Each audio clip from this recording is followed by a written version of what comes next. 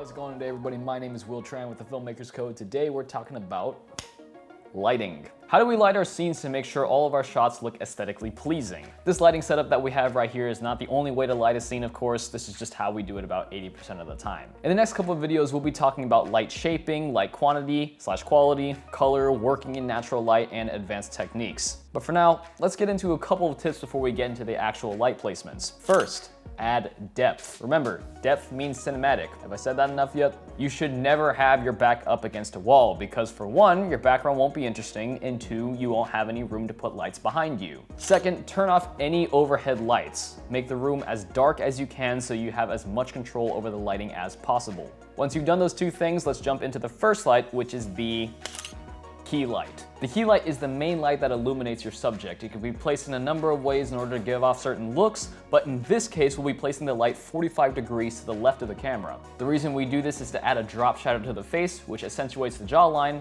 adding dimension.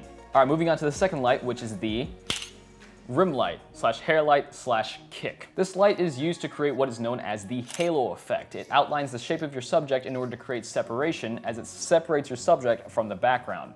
In this case, this kick outlines my head in order to separate me from the dark background. Moving on to number 3, which is the background light. This light is exactly what it sounds like. It illuminates the background so that the background looks more interesting and it doesn't look like that I'm sitting in the void. Moving on to number 4, which is the fill light. This light is placed on the other side of the subject in order to illuminate the darker side. Now personally, I don't like doing this too much simply because it removes all the dimension in the face. This light has its place, of course, in something really bright and happy like a rom-com or a bright interview, though most of the time we don't use this unless one side of the face is too dark. And we're not alone on this. Many films you see in Hollywood do this as well, and this can be done with another light or more commonly a reflector. Moving on to number 5, which is practicals. These are lights that are actually visible in your scene and what would be giving off light. This can be lamps, it can be computer screens, anything in your scene that would be giving off light. In this example, our key light was set to a fire effect, so it flickered on and off, and in the background we had candles, so you can associate candles with the key light in this scene.